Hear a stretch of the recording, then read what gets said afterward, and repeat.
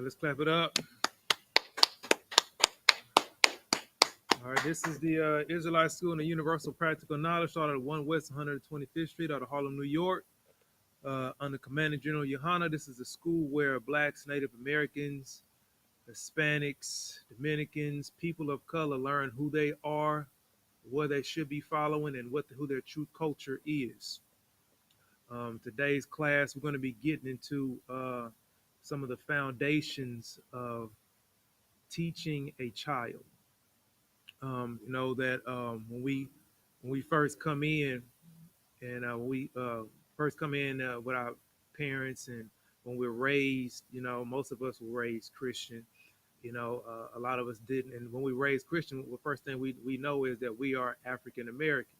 With that type of mindset, at the end of the day, when you ask somebody, you know, where you come from, you know, what do they usually say? Oh, I mean, I come from America.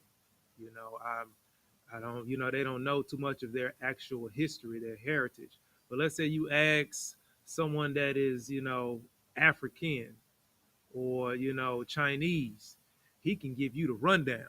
You know, like, oh, I'm from Uganda. I'm from the tribe Igbo.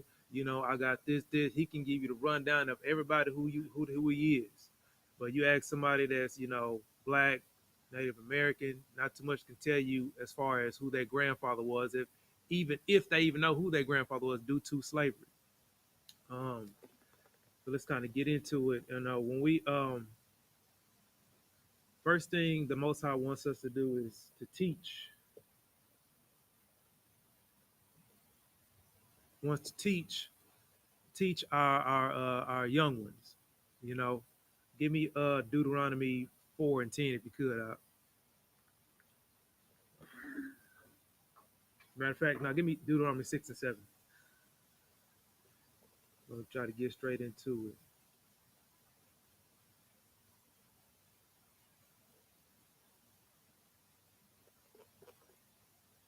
Deuteronomy 6 and 7.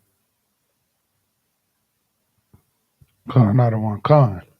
This is the book of Deuteronomy, chapter 6, verse 7. Go up to chapter 6. Verse 6. Verse 6. And these words which I command this shall be in thine heart. And when they say thine heart, I mean, that means this should be in your mind. This should be one of the first things you should be doing, you know, according to the Most High. He wants you to make sure this is a commandment.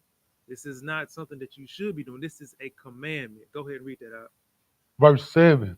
And thou shalt teach them diligently unto thy children, Mm-hmm. and shalt talk of them when thou sittest in thine house, and when thou walkest by the way, Mm-hmm. and when thou liest down, and when thou risest up. See, when we teach our children, the Lord is telling us we need to be teaching our children these laws, these statutes and commandments. When they and you teach them diligently, like all day, every day. When they go back to that first, go back to the top, And to verse 6, I verse don't want. 7. Verse 7. And thou shalt teach them diligently unto thy children, Uh-huh. and shalt talk of them when thou sittest in thine house. So when you in the house, you chill in the house with your child, you know, you kicking it, you know, a lot of times everybody just in the house and they doing their own thing, Right. right? Nothing's being not too much is being taught. But when you're in the house with your child, you need to know like, hey, this is what we need to be doing.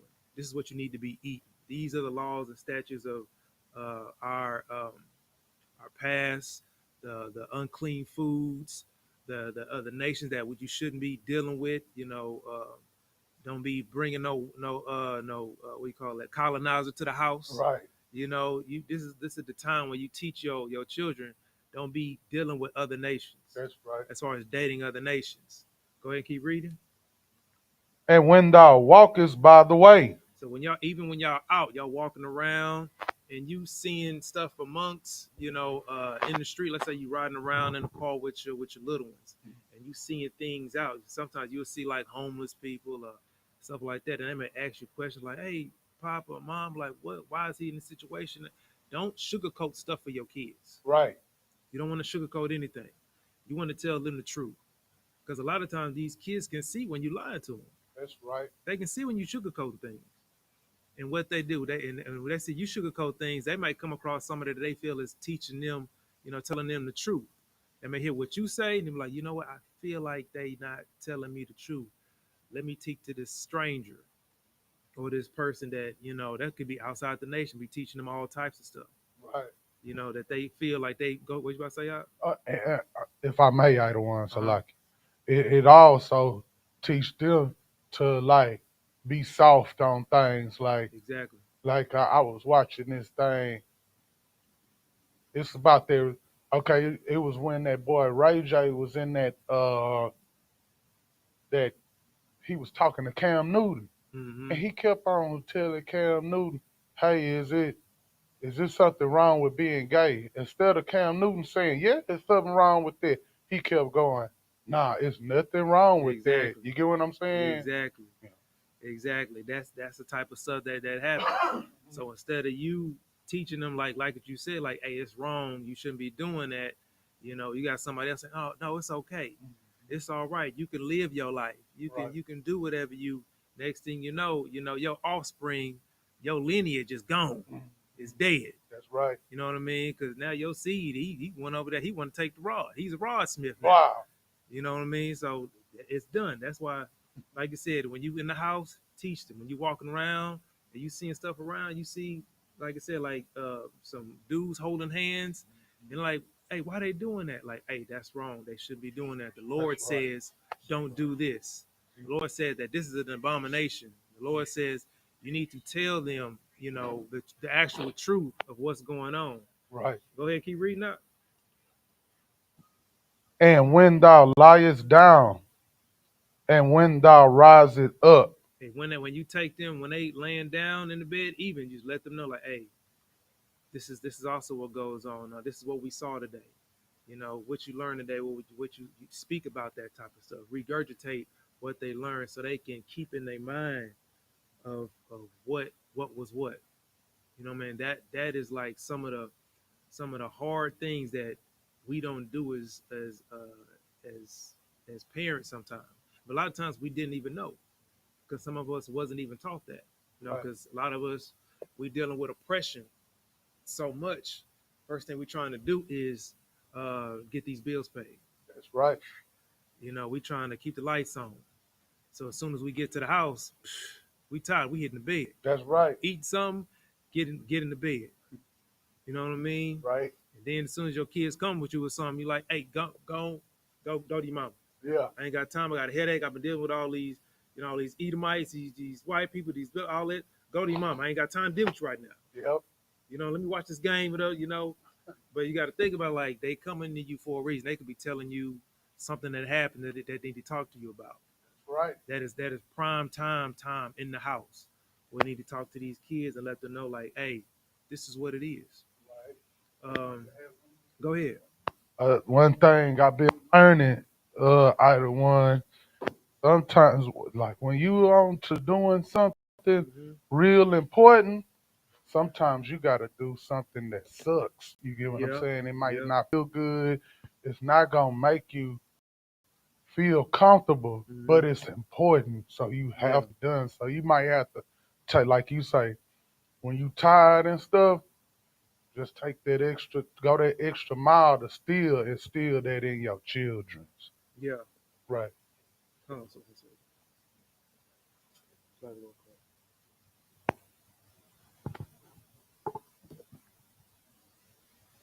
Slow real quick. Yeah, I got it. I'm the bad one now. Yeah, hold on.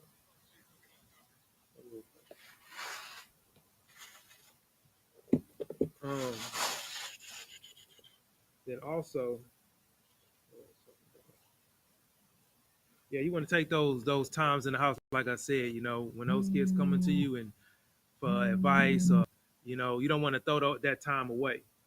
Um, then also, especially with the generation that we have now, a lot of us, when we raising our kids now, we want to, quote unquote, spare the rod from our child. When I say spare the rod, I mean spare the belt. We don't want to whoop our kids now. Now they want to sit down and talk and like look, the reason why these YNs or what they call them, or the YNs or what they call them, young niggas, what I'm hearing on online, and while they wilding out is because they haven't got their belt to their butt. That is why. They didn't think about the consequences, the after effects and effects. They wasn't taught that, because their parents didn't take that belt and let them know as soon as they even talk back. They didn't get that belt to, because I know when I grew up, I mean, the first time I said something, like it could be, hey, somebody, the phone ring, and my dad tell me, like, I'm waiting for a call, let me know if somebody call. I pick up the phone, it's that person. And who is it? Who else? Who else? There's no speaking. Belt to ass. Right. That's what it is. It's not even no conversation. Right. Give me Proverbs 13:24. Proverbs 13:24. See, and a lot of times these so-called the gang members of these gangs organizations, why is the number one reason why these things are formed? You know what I'm saying? Because it was no man in this household. There was no protection, like you said. They had uh no no no authority in the household. That man was gone. So who was there? They feel like, I'm the man of the house. I'm here with my mom. I need somebody to watch over me. I see these guys over here watching over each other. Let me go ahead and jump in this game. Let me jump down. Right. There was nobody to teach them anything. Right. You know what I'm saying? And go ahead. So like another thing that they would be like, if somebody mess with my crib, Mm-hmm. then like all my partners are, like my sisters and stuff will be Mm-hmm. protected too, like Yeah, that. Yep. exactly. There's no father figure. Hmm. And just like you said with Ray J, you know what I mean, with the whole thinking that lifestyle is cool. And there was no man in the house that, back in the day, if you was gay in the household, what the father do? You getting thrown out the That's house. right. I'm not having that in the household. You are getting out of here. And go ahead and read that for me. This is the book of Proverbs, chapter 13, verse 24. Hmm. He that spared his rod hated his son. If you do not whoop your child, you do not love your child. Right. Straight up and down. I know my dad loved the hell out of me. Huh. I caught them ass whoopings. Yes. He must love me to death. Go ahead and keep reading that. But he that loveth him chasteneth him be times. Like he that loves his son, he that loves his children, he will not spare the rod. That is just like what the Most High does to his children. What the Most High does to his children, we don't follow these laws. Right. He hurt them. He hurt them. Right. That's the one thing that the Most High do. He told us, it's just like what the Most High told us. He gave us lines and instructions and guidance of what we should be doing to follow these laws. Right. And then it tells us what's going to happen to us if we don't follow those laws. Right. That is a parent and child relationship. That's right. We are his children. It's the same thing as with your children in the household. We do the same thing the Most High does with us. That's right. He loves us, so he punishes us. Right. You love your children, you punish them. That is the only way that they are going to learn.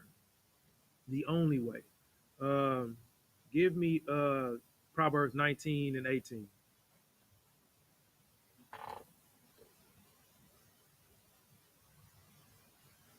This is the book of Proverbs, chapter 19, verse 18. Chasten thine son while there is hope, and let not the soul spare for his crying. See, so it's like you want to, when you see your children mess up, you see your son or daughter, mess up, you want to get in them, not just not sparing the rod, but also get him like how disappointed you are, what you should be doing. Don't let your feelings get in the way of like, oh my son, I'm hurt, I don't want to do it. No, you should do it, because if you don't, you're really going to be hurt when you're trying to go and to that morgue and identifying that body. That's right. You know what I mean? Or going to that courtroom and waiting for that sentencing to come through, right, because you did not spare the rod. You know what I mean? Like all that the stuff you thinking about now because your soul hurt because you see them crying and you all that, you gonna be the one crying when you see them not following the laws of this land. Right. You know what I mean? You gonna be the one hurt. Your legacy's gone. You gonna all that is just it hurts too much. So deal with that small little pain now, so your child doesn't go through it in the end. Give me Proverbs 22 and 15. Like that is what you got to think about. You got to think about the long game. Is what we got to think. We got to think about. Instead of now, and especially when it comes to women, what's the first thing they say? Oh no, that's my baby. I gotta take care of him, nourish him. That's why it's always up to the father to lay down that punishment, because the women are there to nourish and cherish them, to feed them, all that type of stuff. But that dad in that household, that man, he's the one that's gonna lay up down that law. That's right. He's the one that's gonna teach them not to be foolish, right, not to be stupid, not to be gullible to anything that they see. Go ahead, out. Oh, is there any questions in the class? Questions in the class? Oh, I didn't see. I look once. I forgot to even ask that. I just went into it.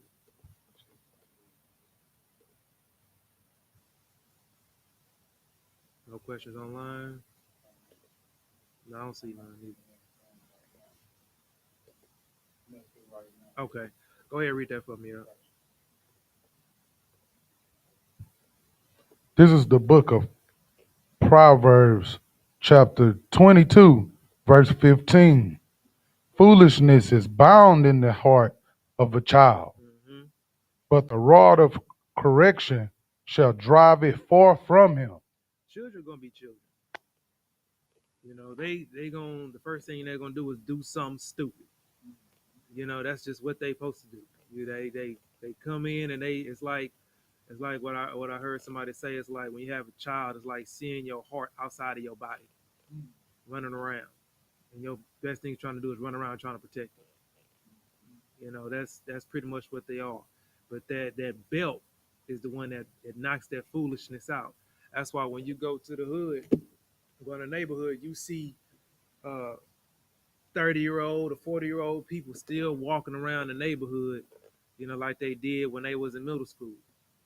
You know, they in their second childhood. They never grew up because nobody was there to correct them. You know, and then especially depending on the background of where they come from, you know, a lot of us grew up in the neighborhood. A lot of our parents grew up in the hood, you know, and especially in the hood, it's surrounded by distraction on purpose. Is the oppressor made it that way, Right. you know, and it's still that way. Even when you look in, like when you're in Houston, you look in Fifth Ward. What's around the Fifth Ward? It's nothing but liquor stores and cash check places. You know, it's nothing of value too much of there. In order to find something, you got to leave out that area, you know, to get someone. Then you start to find financial institutions, banks, and stuff like that. Or, but you won't even see big market supermarkets. What Right. you'll see is you'll see fast foods, you know, stuff like that. It's made for an oppressed people. You know what I mean? So it's like it's like and this another thing we gotta teach the ones growing up, because when you look at the mindset of a poor person and a person that comes from something, and you can put it like a mindset of a black person and a white person. When you see like an opportunity come up, a black person, the first thing they're gonna say is, "Oh, that's a scam." You Right. know, this might be a scam or whatever, all that type of stuff.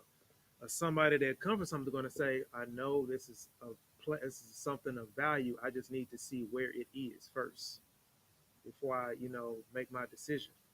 You know, they have more of a business mindset. They look at things before they dismiss it. You know, or let's say when you give uh, somebody with no somebody with nothing where they come from, you give them some money. Let's say 2,000, like let's say somebody gives somebody $1 million, something like that. You give a black man $1 million. What is he going to do? He going we'll go ahead. He gonna blow it on like stunting. He gonna go out and stunt with it, Exactly. and then when he lose it all, he gonna say, "Man, I should have did I this." should. So what we gonna buy some rims?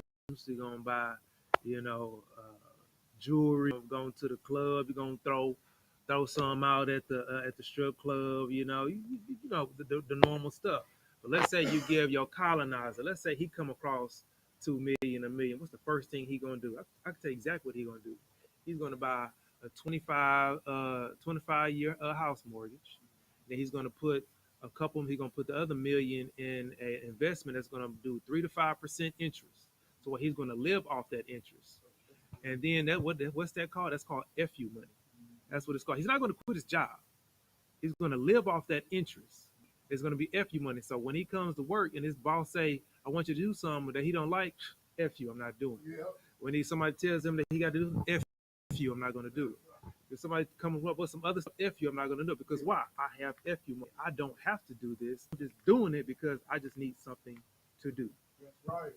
That's how they live. And then they start building trust. They open the trust up. They put that money in for their loved ones. The generation of wealth start to pass down. Right. That's how you know that we are in a time of war. We in a war right now. And a lot of times our people don't know that everybody is against us. That's why this whole economic system is built on the backs of us. When you go to the hood, all you see in the hood is Native Americans. You see Mexican, you see so-called Mexicans and blacks. But when you go to the new suburban areas, who the ones that are building those suburbs? Go ahead. It's the the oppressor, the white man, the the um the Chinese, the Asians, the Arabs, the Indians, and the Africans building up new suburbs. They be the ones that are the contractors, but then they'll hire the Mexicans to build it for them. That's right. That's who. You're right. That's exactly how they build it. And then when you go into our black neighborhoods, who are the ones that have the businesses? It's the Chinese people. It's the East Indian people. You know, and then the Arabs, they all own the business, the small, quick, fast shops. because in the hood, they always want you to have something where it's quick access to lose the money real quick. That's why I said it's always check cash in places, fast food. It's nothing of value that you can hold on to. It's not even car dealerships in there. Right.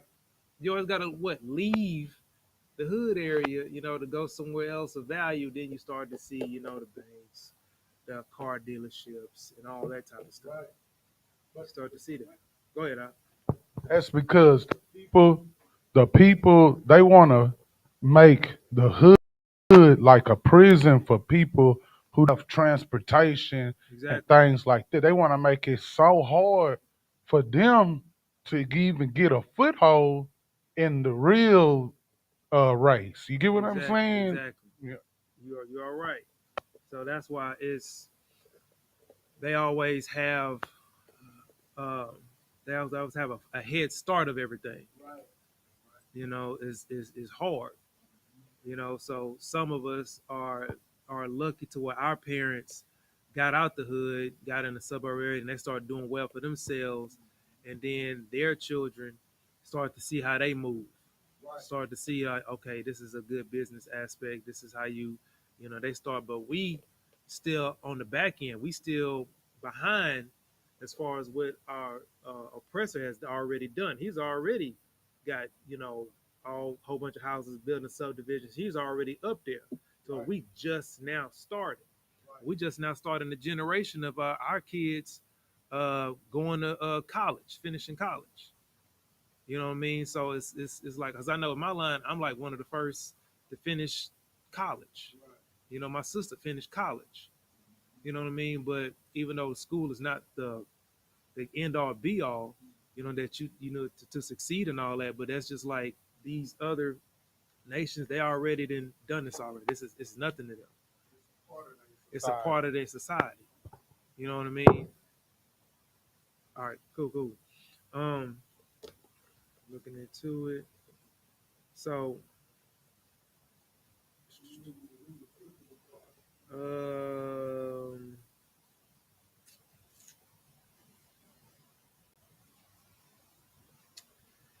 give me Ephesians 6:4, if you could.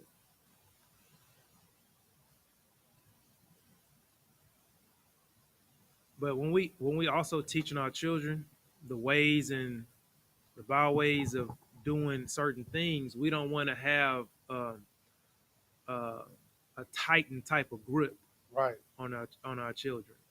You know what I mean? You don't want to be that type of, all you do is walk around with the belt in your hand, to the point where they scared to look up. They scared to look you in your eyes. They scared to walk around the house. They all they want to do is stay in the room because they feel like any move that you make,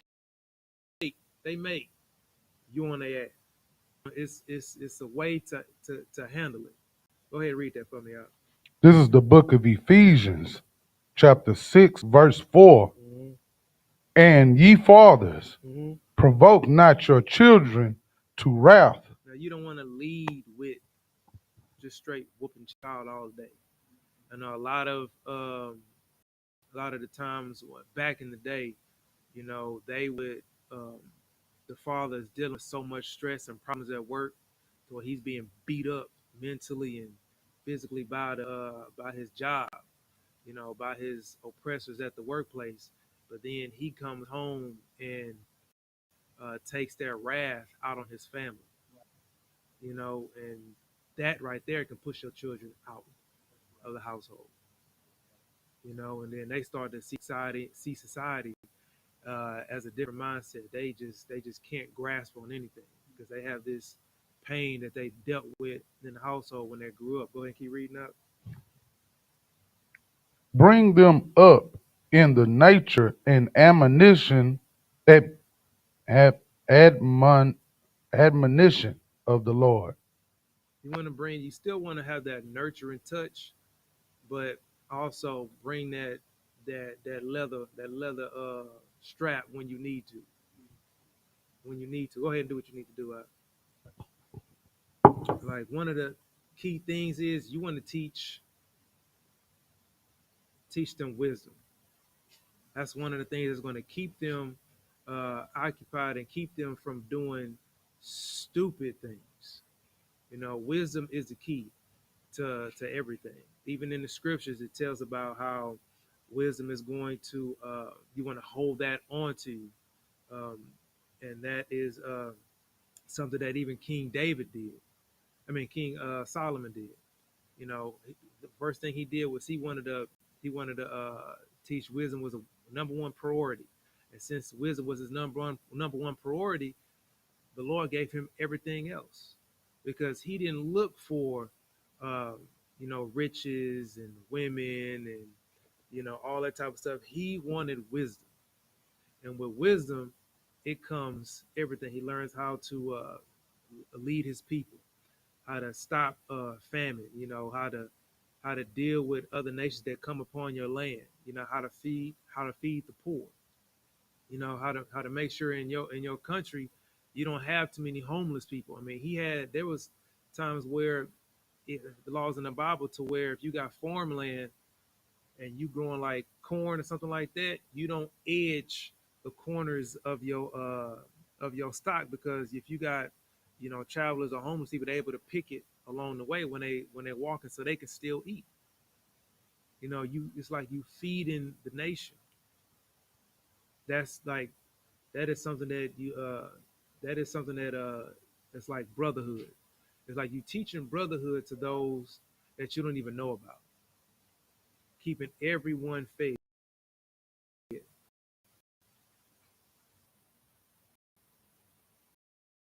keeping everyone fed. Give me Proverbs 9 and 9. Teaching your child to be wise is one of the hard foundations that you can do. One of the hardest, because when you teach him to be wise, the learning never stops. He always know to keep going. Always know. Go ahead for me out. This is the book of Proverbs, chapter 9, verse 9. Mm-hmm. Give instruction to a wise man, Mm-hmm. and he will be yet wiser. You give instruction to your child, he's gonna be wiser. He's gonna always be learning more. Go ahead, keep reading. Teach a just man, and he will increase in learning. Always gonna be increasing in learning. Always gonna learn more. And one thing you don't want to do is be gullible to the ones that's out here trying to teach you anything they come across. Matter of fact, speaking of that, give me First John 4, 4 and 1. Got you, other one. Give me that. This is what we come across now in the church. 4 and 1. Yeah, First John 4 and 1. Con, not a one. Con, not a one. Con. This is the book of First John, chapter 4, verse 1. Beloved, believe not every spirit, but try spirits whether they are of God, because many false prophets are going out into the world. When you come across these pastors, first thing they always say that they are men of God. They men of the Lord, um, and of course they are all false prophets. But you also want to try the spirit to whether God is in their heart, because first thing they do is they'll go teach a sermon, quote unquote sermon, right? But after the sermon, we got crawfish that Miss Bell didn't cook. After service, we also got some ham hocks in the back. Let you know, go ahead and get the children. Get them lined up, get your plates ready. They serve abominable foods in the church after the sermon. They would do stuff like that. Yet they men of the Lord. You know what I mean? Like, then you'll have men of the Lord that will straight divorce their wives and get with the secretary of the church. You know what I mean? But they men of the Lord though. That straight up adultery.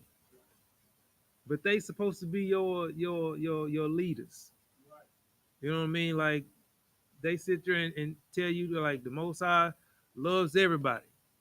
God loves it. Go ahead. Go ahead. They teach you about sin be so throwed off. Mm-hmm. They'll teach you to sleep with the secretary while you're married Mm-hmm. under law, Mm-hmm. like the courtroom. Mm-hmm. That's adultery. Mm-hmm. First, you need to divorce that woman. Exactly. Then, but the actual adultery is putting that sister away, divorcing her, and sleeping with the other woman instead of just having both of them. Still having both of them. Right. Still have both of them. But they'll do it in secret, later on, and then it all comes out. Then they first thing they got to do before they start the service, I just want to apologize to the congregation. I was lost up in my way, and I was tempted. You know, but right now the Lord is using me to learn and teach others. The way that you should be going. If you could. With this, everything's backwards. Everything's backwards. But if they actually crack that Bible open and read what it actually says, if you want that secretary, just be with her, just have her. But you can't throw your wife away either. You got to keep both of them. Keep both of them. And like I was going into, like they'll teach, the Lord love everybody. Love everybody. The Lord to say, you know, Christ died for Israel so you all can be saved. Not understanding that he just cut himself in the same sentence that he spoke in the scriptures when it says Christ died for Israel. So you all can be saved. Who was the all? All of Israel. So why are you talking about everybody is saved? What are you talking about? Makes no sense. Then you want to, and just the whole religious aspect of it. Like you want to go ahead and go to a building, get on your knees, pray, because a lot of times at the end of the service, they'll say what they say. If the Lord is on your heart and you feel Him, please come down to the podium. I feel like somebody is speaking to me. The Lord is speaking to me. Somebody come down and we can pray upon you. And then they'll have people come to the front and they'll get on their knees and they'll pray and stuff like that. But then the whole understanding of you get on your knees praying, and when you look right next to you, it's the same oppressor that just fired you last week. You know what I'm saying? The same oppressor that's kicking you out the job. The same oppressor that's making you lose your house. You know what I'm saying? It's the same people that got your foot on your neck. You sitting there worshiping with. I can't, that doesn't make sense to me. It don't make sense. Go ahead. The thing that I don't understand about the situation, the oppressor thing, right? Mm-hmm. Like, you can't save nobody if you the person who needs to be saved. Like they want the oppressor to be saved, but they don't want to step into the position of saving. You get what I'm saying? Like, Mm-hmm. if you start following the laws, statutes, commandments, start taking on your role in the kingdom, Yeah. being in the kingdom of heaven, you can set everything right then. True. But people want to hold on to the oppressor so bad in his way they can't even get past the first part. But along with you said though, as far as your oppressor getting salvation, you got to think about it. What is your oppressor being saved from? No, himself, nobody. No, of nobody. Right. There's nobody on him. Yep. He's the one with the whip. You know what I mean? So it's like you saying, like, yeah, I need to be saved from what? What are you being saved from? I mean, you got a house, you got the economic system is built for you. Right. You know what I mean? When you see a white man on the street, homeless white man, the first thing I see that is the waste of white privilege. That is a complete waste of white. You got all that privilege and you just threw it away. That's what you did. You on the street because you want to be on the street. That's why. You lazy. That's what you can say. You can't. You don't want to. You got to hit them with that stuff they hit you with. You got to pull yourself up with your bootstraps. You got, you got to hit them with that. When they come to your window, knock on your door, they like, hey, pull yourself up with your bootstraps. That's as you got to hit them with. Go ahead and give me let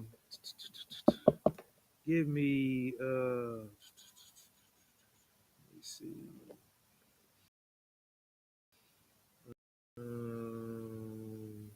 Timothy 5 and 8. 1 Timothy 5 and 8.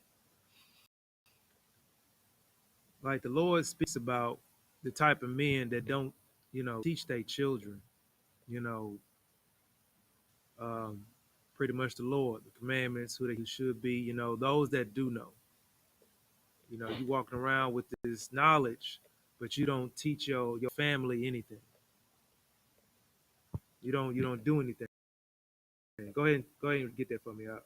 This is the book of First Timothy, chapter 5, 8. But if any provide not for his own, and especially for those of his own house, So if you he so if you don't provide for your own, for your own people and for your own household, you don't want to go and teach your people, your family the truth.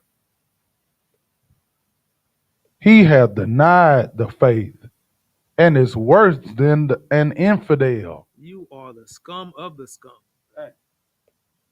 You have denied your family, the faith of the Lord. You ain't, in so many words, the Lord say you ain't shit. That's what it says. You don't want to teach your people what it is, or your family, or and that's one thing that if you tell them and then they don't listen, that's another thing. But if you teaching them and you don't want to teach, you just keep it all to yourself, especially the person that runs the household. You worse than dog shit at the bottom of somebody's shoe. That's right. That's what you are. Go ahead, Al.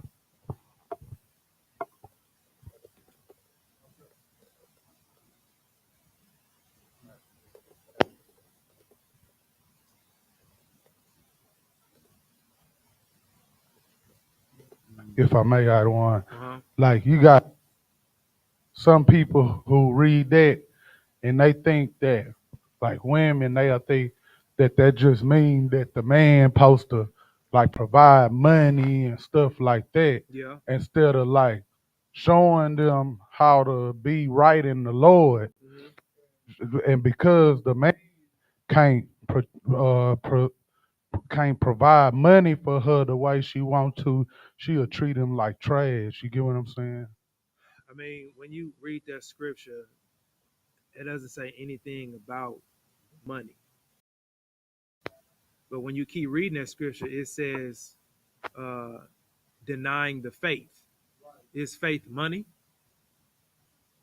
You know what I'm saying? So when a woman comes to say that, I mean, that's one thing in the scripture that can be cut with. Where is the money that you were speaking about?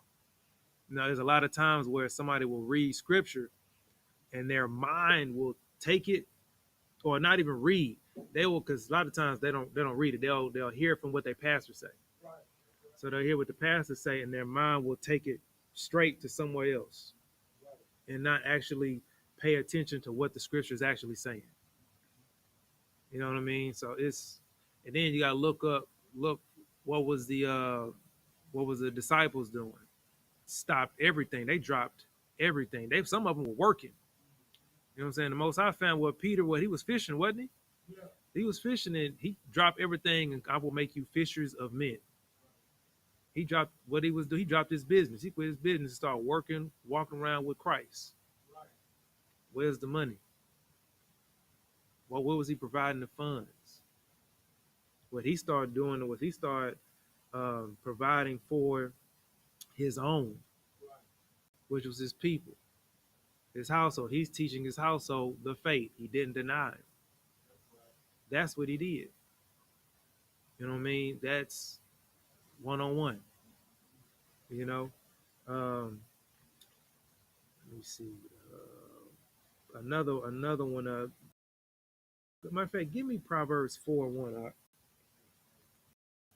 Like this whole section speaks about a father having understanding and giving it to his child. And this goes towards your children. This is the book of Proverbs, chapter 4, verse 1. Mm-hmm.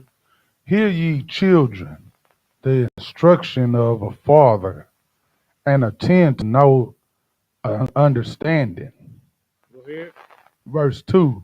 For I give you good doctrine, forsake ye not my law. He's letting you know this is how you should live. Listen to your father. That's right. He's the one that's going to give you the understanding. And this is why the number one reason why the oppressor always tried to get the man out of the house. This is why. I mean, it wasn't it that you couldn't even get was it food stamps or something like that if the man wasn't in the house? Go ahead. I seen one sister posted something online like a contract where school teachers couldn't have husbands. That's crazy. See, go ahead and read verse 3 out. This is the book of Proverbs, chapter 4, verse 3. Mm-hmm. For I was my father's son, tender and only beloved in the sight of my mother. Mm-hmm. Verse 4. He taught me also and said unto me, let thine heart retain my words. Mm-hmm. Keep my commandments and live. These commandments is the ones that keeping you alive. That's right. That's what drives you to stay on this earth. Drop down to verse 7. Verse 7. Wisdom is the principal thing. Money is the principal thing. Wisdom is the principal thing. Go ahead. Therefore, get wisdom. Get money. Get wisdom. Okay, keep reading. And with all things, and with all thy getting, get understanding. Go to verse 8. Verse 8. Exalt her, and she shall promote thee. She shall bring thee to honor when thou doest embrace her. When you got that wisdom, especially wisdom for your father, that's teaching you everything. He's teaching you everything that he knows, everything that he comes from. Especially the mistakes that he's made. This is the time we drill into our children, especially our children now don't know too much about war, right? But there are different types of war. You got your actual combat war, you got your economic war that we living in right now. So it's the systematic war that we living in, biological war, what they did with the Native Americans, how they gave them blankets filled with smallpox. That was biological war right there. And what we're living in now is the economic systematic war that how they have with us right now. When you look at history of wars being won and all that, the number one way to have a foothold, a head start in wars, like what do you need? What do you need to make sure that you have, a head in wartime? Go ahead. Intel. Intel is one. Uh, There's another. reconnaissance. Reconnaissance is kind of same as intel. You want to you want to have resources and money. That's what you have. The person that has the most resources and money, you're going to have more ammunition. You're going to have more equipment. You're going to have more assault power. You're going to have more everything because you have the funds This is why America is sitting on what it has. It has a lot of resources. It has a lot of it has money. You know, that's why when America tries to take over, they always put a small base in every nation. That's why they do that. That's a resource. Now I got a base in your land. So if something pops up, I know what's going on because I have my men already living in your land. I know what's going on. You know, um, and that's what falls back to when we teach our kids, you know, stuff about money, economic systems. You know, not only that, we teach our kids about the commandments, the laws, the statutes, and stuff like that. We also need to teach our children how to live in this society. You know, what to do when you have money. You know, I mean, I know when I was growing up, I know the first thing my father told me to do, don't you co-sign for nobody. He had told me that. I mean, not understanding what that meant at that time, but you know, when you co-sign for somebody that's bad, oh, it can mess up your whole life of trying to just get a car, get a house, even get a phone. You know, because credit is everything. You co-sign for somebody and you mess up, and they mess up your credit, you stuck. You out of there. You can't do nothing. So I remember when that time came, when somebody had asked me to co-sign for something, back of my head was, don't you co-sign for nobody. I was like, nah, I think I'm out. We're gonna have to go another way for you to get this. That saved me so many times because I was taught that in a young age.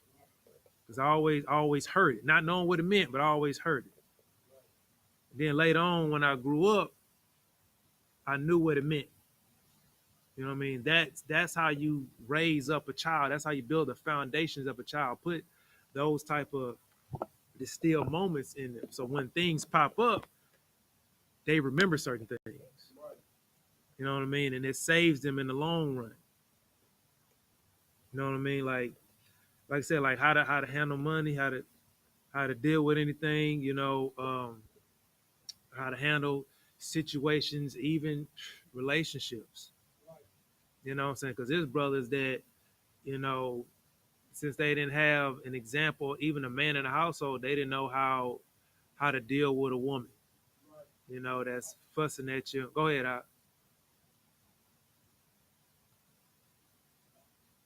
if I may. yeah. And some brothers did have a man in the house. He was just a bad example of what you're supposed to do Yeah, that's sometimes. true. That is true. That is true. So they don't know how to handle their emotions. That's a number one problem with a lot of our, not just men, but just children, period. It's hard for them to handle their emotions. So when something goes down or something happens, you know, if it don't go their way, it's like they throw a hissy fit or they get crazy. You know, even when they get pulled over by the laws, you know, instead of just cooperating or just being, you know, respectable, it puts them more in a horrible situation than what it could have been. You know what I mean? Instead of being defiant, like I'm not going to show you my license. I'm not. The article something the 3.5 says I can't just license. Oh, here you go. You need anything else? You need anything else? You can get off with a warning. You gonna get a ticket? Give me the ticket. I'll handle it later on. You know, it's fine. That way you can get to your destination and deal with that later. You know, instead of like, no, forget all that. That's all that. I ain't dealing with this now. You got me messed up. You got all. Now you got 4, 5 police officers, police cops around you. You got look like Christmas trees going on around your block. You in the back of the car.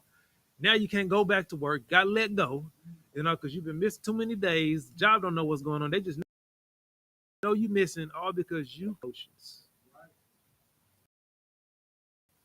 It's a doubt.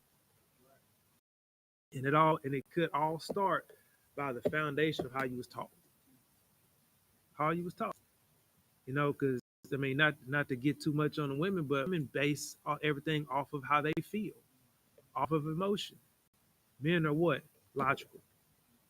You're always thinking logic.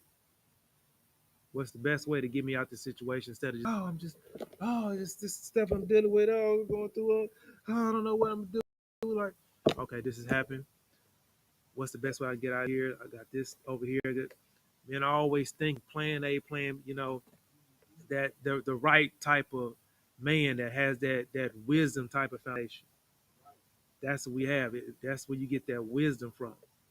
That's where you got to be taught.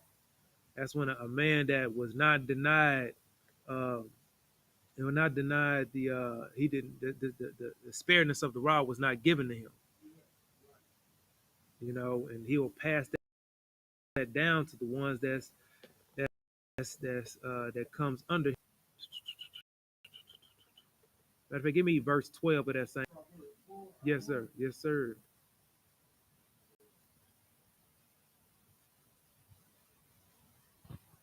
This is the book of Proverbs, chapter 4, verse 12. Mm-hmm. When thou goest, thy steps shall not be strained, Mm-hmm. and when thou runnest, thou shalt not stumble. That's because you'll have that wisdom, because that wisdom will give you a right path to go through. When you to you going to stumble. You're going to not have control of your emotions. You're going to be sitting there acting all crazy because somebody tell you what to do that you don't like. So now you're going to call the laws and get everything crazy going on in your household. It all is a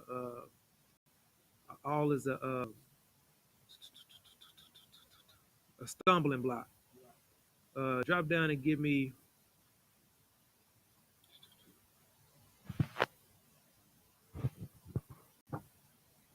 verse 14.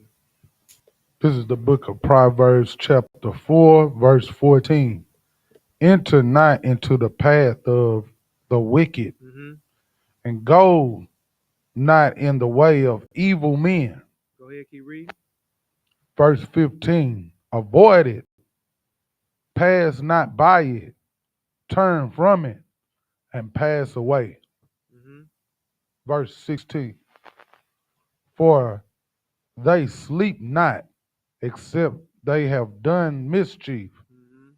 and their sleep is taken away, unless they cause some to fall. This whole verse, this whole not verse, this whole chapter is just straight wisdom of a father giving his children, or his son, his daughter, just what wisdom can do for you and what it can avoid in your life. This is all telling you, like, avoid the evil men, avoid, what they're going to do to you, how your path is going to be straight.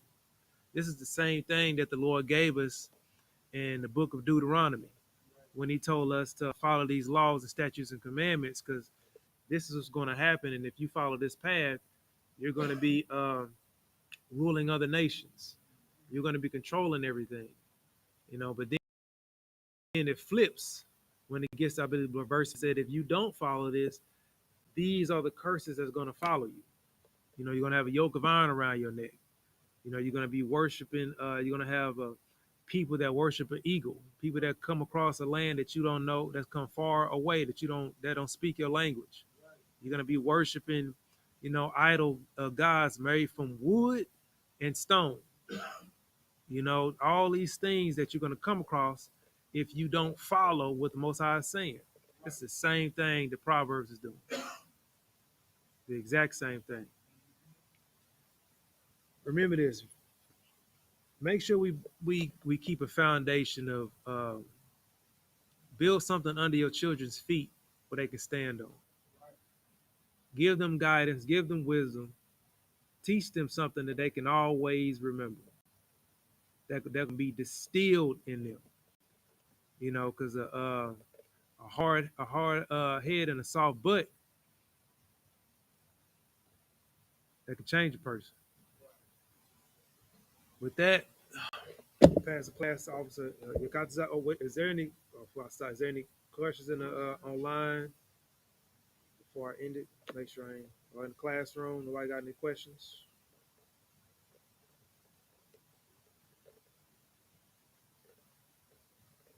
You got any questions, sir? No questions?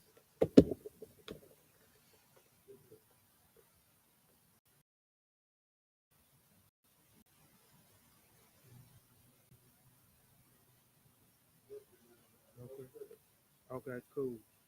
With that, pass class to Officer Yakatazal.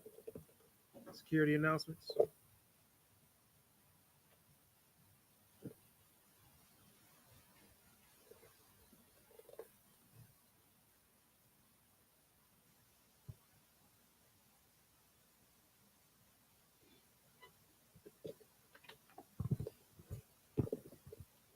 I.S.U.P.K security announcements.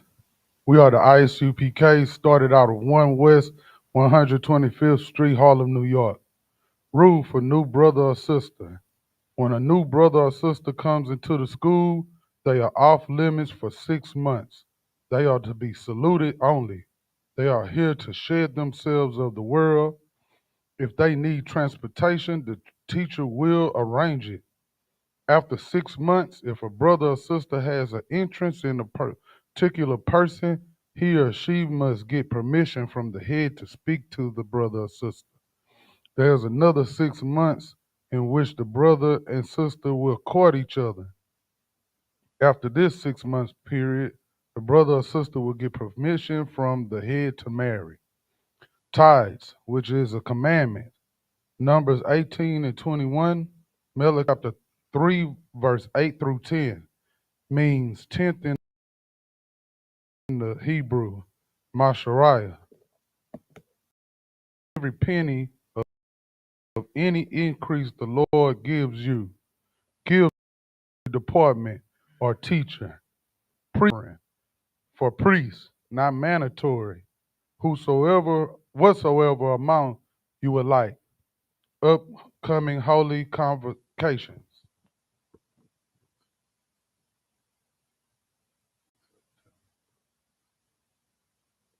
The memorial of blowing of trumpets, first day of the 7th month, Sunday, September 21st, Sunday, 2025. Leviticus 23, verse 24 through 25.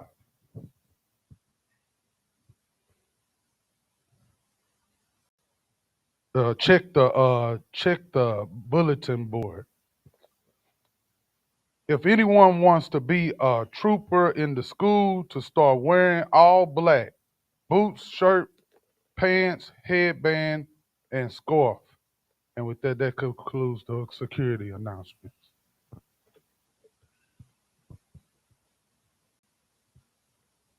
All right, we're gonna give a courtesy salute to the brothers and salute to the sisters. With that, sorry, Malcolm Shabbat, Majid, Rock, Yahweh Hashem Yahshua Yasmatah. Sorry, turn to the sisters. Benevision, Majid Shabbat, Majid, Rock, Yahweh Shemartha Hashem Yahshua Yasmatah. Dismiss.